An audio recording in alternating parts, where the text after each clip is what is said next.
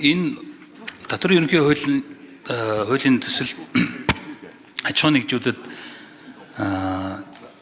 хэрэгтэй нэг заалт орсон байгаа. Татвар төлөх үүрэг бол үндсэн хуулиараа одоо заавал үл маргах журмаар одоо төлөх ийм үүрэгтэй байгаа. Тэгэхдээ одоо аж ахуй бизнесийн үйл ажиллагааны шалтгаалаад татварын өрөөд үүсдэг. Энэ өртөө холбоотойгоор татварын байгууллага бол үл маргах журмаар энэ татварын өрийг барагдуул гарах хэмжээнүүд авдаг байсныг бизнесийн үйл ажиллагааны тасалдлыг багасгах үүднээс энэ орлогыг нь орж ирсэн орлогыг нь дансанд орж ирсэн орлогыг нь татварын өрөнд суудаж авдаг байсан хэмжээгээ багасгаж байгаа. Тэгэхээр аж ахуйн нэгжүүдэд татварын орлогын 30%-ийг үйл ажиллагаанд зарцуулах ийм болцоо боломжуудыг олгож байгаа. Тэгэхээр аж ахуйн нэгжүүд бас энэ зүйл залтуудыг бас мэдээсэй гэдэг үүднээс бас энэ үгийг хэлж байгаа. Тэгээд энэ татварын ерөнхий хуулийн хэрэгжих заалтууд бол энэ саяын 63-ийн 2 дахь заалтаас бусад заалтууд нь 27 оны 1 сарын 1-ээс хэрэгжих юм. Тэгэхээр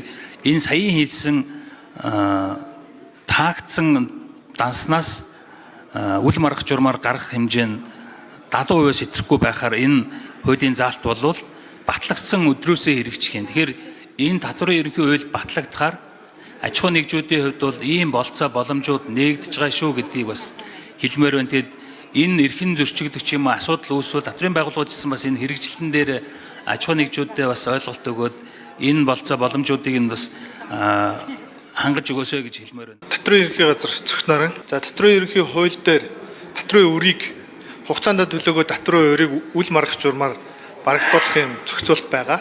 Энэ зохицуулт дээр дансанд нь ирээдүйд орж ирэх орлогын 70%-ийг нь татварын өрөндөө суудах нь тооцно. 30%-ийг нь аж ахуйн нэгжид өөрийнхөө үйл ажиллагааг тасралтгүй явуулахтай холбоотойгоор үлдээхээр шийдвэрлэж байгаа. Өөрөөр хэлбэл данс битүүрслэх ажиллагаа хийгдээд тухайн компани дансанд 10 сая төгрөг орж ирлээ гэж үзвэл 7 сая төгрөгийг нь татварын өрөнд татварын байгууллага суудгаж авна. Дансанд нь 3 сая төгрөгийг нь үлдээнэ гэсэн юм хуулийн өөрчлөлт орж ирж байгаа. За анх бол засгийн газраас бол 80% гэж өргөн байрсан. Одоо нөгөө дансыг хаах нөгөө юун дээр зохицуул дээр. Тэгээд тэрийг төсвийн байнга оруулах ажлын хэсгээр бол 80 70-30 болгосон байгаа. За нийт бол татвар үндсэндээ бол эн чинь 30% нэмэгдүүлснээр дансанд үлдсэн мөнгөөр цалингаа тавих татвар төлөгчдийн тул 31,000-аас 47,000 болж нэмэгдэх юм байна. За 20%-ийг татвар төлөгчдийн дансанд үлдээсэн 31,000 татвар төлөгч цалингаа бүрэн тавих боломжтой байсан бол 30% болгосноор 47,000 болох юм байна.